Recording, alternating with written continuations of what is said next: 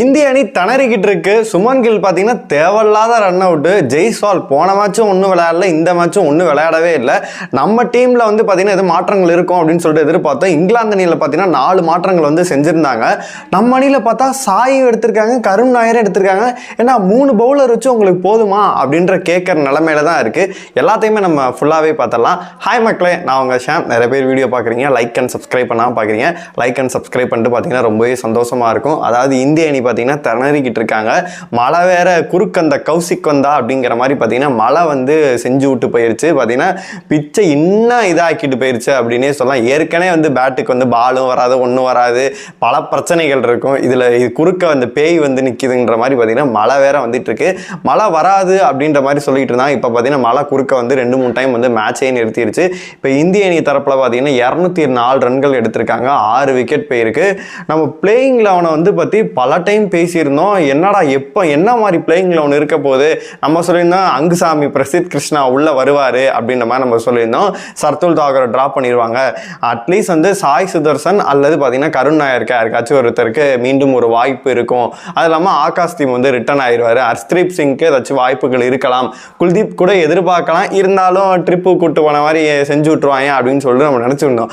நம்ம பிளேயிங் லெவனை போய் பார்த்தா கருண் நாயர் நீ விளையாடு, சாய் சுதர்சன் நீ விளையாடு அப்படின்னு சொல்லிட்டு பார்த்தீங்கன்னா பேட்டிங்கை நாங்கள் ஸ்ட்ரென்த் பண்ணி காட்டுறோம். இந்த பிச்சில் வந்து பேட்டிங் தான்ல அப்படின்னு சொல்லிட்டு பார்த்தீங்கன்னா பேட்டிங்கை வேற லெவலில் ஸ்ட்ரென்த் பண்ணுறேன்னு சொல்லிட்டு பார்த்தீங்கன்னா 8 பேட்ஸ்மேனை வந்து எடுத்து வச்சிருக்காங்க. எடுத்து வச்சுட்டு 3 பவுலர் தான். பிரசித் கிருஷ்ணா ஆல்ரெடி வந்து ஃபார்ம் அவுட் ஆனதான் வெளியில் தூக்கி உட்கார வச்சாங்க, அவர் எடுத்துகிட்டு வந்து போட்டிருக்காங்க. அப்புறமேட்டு பார்த்தீங்கன்னா ஆகாஷ் தீப்புக்கு ஜிம்மில் வந்து ஏதோ பிரச்சனையாச்சு, அடிபட்டுச்சுன்னு சொல்லிட்டு திரும்பி இப்போ டீமுக்குள்ள வந்திருக்காரு. சிராஜ் பார்த்தோம் அப்படின்னா பல நாட்களாக ஓடாமல் உழைத்து கொண்டிருக்கிறேன், தேஞ்சு போயிருக்கேன் அப்படின்னு சொல்லிட்டு பார்த்தீங்கன்னா அவருமே இப்போ இருக்காரு. இந்த 3 பேர்த்திலையும் வந்து எப்படி நீங்கள் இவங்க 3 பேர் தான் ஃபாஸ்ட் பவுலர், உங்கள் 3 பேர்த்திலையும் எப்படி நீங்கள் ஓவர் வாங்குவீங்க அப்படின்னு சொல்லிட்டு தெரியவே இல்லை. அது ஒன்று. அப்புறமேட்டு ஆல்ரவுண்டரான 2 பேர் வந்து வாஷிங்டன் சுந்தர் அண்ட் ஜடேஜா, இவங்க 2 பேர் தான். பார்க்க போனால் 3 வந்து மெயின் பவுலர் தான், 2 ஆல்ரவுண்டரை வச்சுக்கிட்டு என்ன பண்ண போகிறாங்க அப்படின்னு சொல்லிட்டு நமக்கு தெரியவே இல்லை. சரி பேட்டிங் தான் ஸ்ட்ரென்த்து பண்ணீங்க, ரன்னு விட்டு கிழிச்சிருவாங்க அப்படின்னு சொல்லிட்டு நினைத்தா யாருக்குமே வந்து பார்த்தீங்கன்னா கொஞ்சம் கூட நிதானமாக நிற்கவே இல்லை. பிச்சை நம்ம குறை சொல்லலாம், மழை பெய்யுது, இருந்தாலுமே ஓரளவு கொஞ்சம் நிதானமாக வரலாம். ஜெய்ஸ்வால் போன மேட்சும் பார்த்தீங்கன்னா இப்படி தான் நிதானமாக எல்லாம் பார்த்தீங்கன்னா உடனே வந்து அவுட் ஆகிட்டு போனார். இன்றைக்கும் பார்த்தீங்கன்னா அங்கேயும் சொன்னார், ரொம்ப நாளைக்கு அப்புறம் நான் வந்திருக்கேன், நான் செய்கிறேன் அப்படின்னு சொல்லிட்டு பார்த்தீங்கன்னா வந்தோடனே ஆகிட்டாரு. சரி அவர் அவுட் ஆகிட்டாரு. கேஎல் பார்த்தீங்கன்னா அவர் ஓக்ஸ் வந்து டமார்னு போட்டு கிழிச்சு விட்டாரு, போல்டு தெரிச்சுக்கிட்டு போயிடுச்சு. சரி அப்புறம் லைட்டாக ஒரு பார்ட்னர்ஷிப் வர மாதிரி வந்து கில் ஏதோ ட்ரை பண்ணிட்டு இருந்தார், ஒரு 4 4 அடிச்சுக்கிட்டு இருந்தாரு. சாய் ஏதோ ட்ரை பண்ணார். அங்கிட்டு பார்த்தா அவர் தேவையில்லா ரன் அவுட்டு, நல்லா தெரியுது. ஆஃப் ரீச் கிட்ட அவர் நிற்கிறாரு. கரெக்டாக அவர் மாங்காய் அடிச்ச மாதிரி வச்சு சடுக்குன்னு அடிச்சாரு பாருங்க, எல்லாம் கிழிஞ்சுக்கிட்டு போயிடுச்சு அப்படிங்கிற மாதிரி பார்த்தீங்கன்னா தேவையில்லாத ரன் அவுட் அப்படின்னே சொல்லலாம். அங்கீசன் வந்து எடுத்து விட்டு போயிட்டாரு. அப்புறம் சாய் கொஞ்சம் நிதானமாக இருக்க மாதிரி இருந்துச்சு, ஒரு 38 ரன்கள் அடிச்சாரு, அவரும் பார்த்தீங்கன்னா விக்கெட். அப்புறம் ஜடேஜா வந்து எதுக்கு ப்ரமோட் பண்ணி சிஎஸ்கேல ப்ரமோட் பண்ணி நீ முன்னாடி போய் செய் மாப்பிள்ள, பவர் பிளேல நிற்க அடிச்சிருவோம் மாப்பிள்ள அப்படின்னு சொல்லிட்டு பார்த்தீங்கன்னா அவரை வந்து முன்னாடி வந்து இறக்கி விட்டாங்க. அவர் பார்த்தீங்கன்னா அவர் எங்கிட்டு பால் போகுதுன்னு தெரியல, போட்டாங்க டமார்னு விக்கெட் அவருமே. இப்போ கருண் நாயரும் நம்ம வாஷிங்டன் சுந்தரும் வந்து களத்தில் நிற்கிறாங்க. இவர் ஒரு 50 போட்டார், இவர் ஒரு 19 ரன்களுக்கு வந்து களத்தில் நிற்கிறாரு. துருஜோரல் பார்க்கும்போது எனக்கு ரொம்பவே ப்ராமிசிங்காக இருந்துச்சு. நல்லா ஆரம்பித்தார் இன்னிங்ஸு, செம்மையாக கொண்டு போவார் அப்படின்ற மாதிரி தான் எனக்கு பர்சனலாகவே தோணுச்சு. அவர் பார்த்தீங்கன்னா அவர் ஃபஸ்ட்டு பால் எல்பிடபிள்யூ ரிவ்யூ பண்ணி இதுக்கு எல்பிடபிள்யூ ரிவ்யூலாம் கிடையாது, நான் செய்கிறேன் பாரு அப்படின்னு சொல்லிட்டு பார்த்தீங்கன்னா அது ஒரு அம்பையர்ஸ் கால் ஆயிடுச்சு. திரும்பி பார்த்தீங்கன்னா அங்கிட்டு பின்னாடி போயிட்டு கேட்ச் ஆகிட்டு போயிடுச்சு. இதுக்கு தாங்களா வரீங்க அப்படின்ற மாதிரி நம்மளுக்கு ஆயிடுச்சு. கொஞ்சம் பார்த்து நிதானமாக ஆடி இருக்கலாம். ஆனால் இப்போ நிறைய பேர் பிச்சை குறை சொல்லுவாங்க, இல்லைப்பா இப்படி இருக்குவா அப்படி இருக்குப்பா அதெல்லாம் சொல்லிட்டு இருப்பாங்க. இருந்தாலுமே அதை கொஞ்சம் ஒரு பார்ட்னர்ஷிப் டெவலப் ஆகிற மாதிரி தெரியுது, அங்கே கரெக்டாக பிரேக் ஆகுது அப்படின்னே சொல்லலாம். இப்போ 2 பேர் உங்கள் களத்தில் இருக்காங்க. இவங்க 2 பேர் என்ன பண்ண போகிறாங்கன்னு சொல்லிட்டு நம்ம வெயிட் பண்ணி தான் பார்க்கணும். இன்னைய தேதியில் இன்றைக்கும் மழை வரும் அப்படின்ற மாதிரி சொல்லியிருக்காங்க. என்ன ஆக போகுதுன்னு தெரில. என்னை பொறுத்தவரைக்கும் கருண் நாயரை பொறுத்தவரைக்கும் 50 போட்டாலுமே ஸ்ட்ரகிள் தான் பண்ணுறாரு. என்னை பொறுத்தவரைக்கும் ரொம்ப ஸ்ட்ரகிள் பண்ணி அவர் ஃபேஸில் பார்க்கும்போது அந்த ஹார்ட்னஸ் எல்லாமே தெரியுது. ஒரு ஃப்ரீ மைண்டோட இது ஒரு அக்ரெசிவும் வெளிப்படுத்துறாரு. திடீர்னு பார்த்தீங்கன்னா கொஞ்சம் ஒரு மாதிரியாவே இருக்காரு.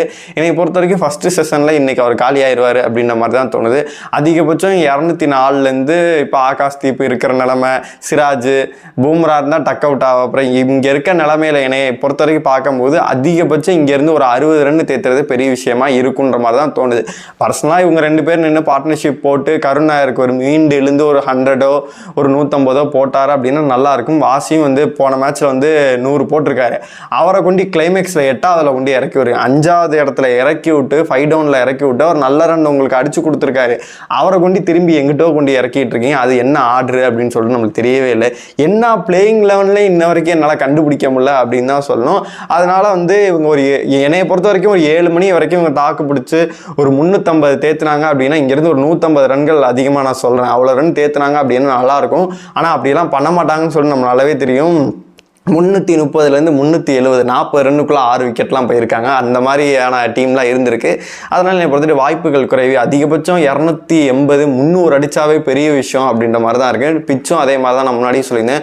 ஃபர்ஸ்ட் நாள் செகண்ட் நாள் வந்து பேட்டிங் பண்ணுறது ரொம்பவே கஷ்டமாக இருக்கும். 3rd 4th 5thலேருந்து பார்த்தீங்கன்னா பேட்டிங் பண்ணுறது நல்லாயிருக்கும். அந்த மாதிரி தான் இப்போ நம்மளுக்கு பார்க்கும்போது தெரியுது. அப்படியே கட் பண்ணோம் அப்படின்னா இங்கிலாந்து அணியில் பார்த்தீங்கன்னா பென் ஸ்டோக் இல்லை, அது நிறைய ஆர்ச்சர் கிடையாது, ஒரு 4 சேஞ்சஸ் பண்ணியிருக்காங்க. அப்படி இருந்துமே பார்த்தீங்கன்னா அவங்க பவுலிங்கே அந்த அளவுக்கு கிடையாது. அவங்க போட்டு உரிக்கிறாங்க, உரி நுரிச்சு வேற லெவலில் பர்ஃபார்மன்ஸ் பண்ணியிருக்காங்க. இப்போ ஜேக்கப் பெத்தலை உள்ளே கொண்டு வந்திருக்காங்க, அங்கீசன் உள்ளே கொண்டு வந்திருக்காங்க. இந்த மாதிரி பார்த்தீங்கன்னா அவங்களும் ஒரு 4 சேஞ்சஸ் பண்ணியிருக்காங்க. அதுவுமே ஒரு ஆல்ரவுண்டர்ஸையுமே எடுத்து வந்திருக்காங்க. ஜேமி ஓர்டன் தான் விக்கெட்டான்னு சொல்லிட்டு பார்த்துக்கிட்டே இருந்தார். கடைசி வரைக்கும் அவருக்கு விக்கெட்டே கிடைக்கவே இல்லை. அவரும் பேட்டிங்கும் பண்ணுவார், பவுல் பண்ணிட்டு இருக்காரு. ஜேக்கப் பெத்தலும் அதே மாதிரி தான் பார்த்தீங்கன்னா டாப் ஆர்டரில் சூப்பராகவே பர்ஃபார்ம் பண்ணுவார். அதனால் அவங்கள பொறுத்தளவு எந்த ஒரு குறையுமே இல்லை. பேட்டிங் ஸ்ட்ராங்காக இருக்குது. நம்ம ஸ்ட்ராங் பண்ணோம்னு நினச்சிட்டு இருக்கோம். கடைசியில் பார்த்தா அவங்க தான் வேற லெவலில் ஸ்ட்ராங் பண்ணி வச்சுருக்காங்க. இதை ட்ராப் பண்ணிட்டோம் அப்படின்னா அவங்க ஜெயிச்சிருவாங்க. ஜெயிச்சோன்னா மட்டும்தான் இதை வந்து சமன் பண்ண முடியும். இப்போ பார்க்கலாம் இன்னைக்கு நடக்கக்கூடிய மேட்ச்சில் வந்து எவ்வளோ தூரம் வந்து இந்திய அணி எடுத்துகிட்டு போகிறாங்க அப்படின்னு சொல்கிறேன். நான் சொன்ன மாதிரியே வந்து பார்த்தீங்கன்னா இவங்க ஒரு 50-100 ரன் எடுத்துகிட்டு போகிறது ரொம்ப கஷ்டமாக இருக்கும். அது ஒரே இது அதாவது கருண் நாயரோட கையில் தான் இருக்குது. அவர் ஒரு 100 போடணும். இவர் வாசி சொல்லவே தேவையில்ல, பார்ட்னர்ஷிப் போட்டு பண்ணாங்க அப்படின்னா தான் முடியும். என்ன பண்ண போகிறாங்க அப்படின்னு சொல்லிட்டு வெயிட் பண்ணி பார்க்கலாம். உங்களோட கருத்துக்கள் எல்லாத்தையுமே கமெண்ட் பாக்ஸில் சொல்லுங்கள்.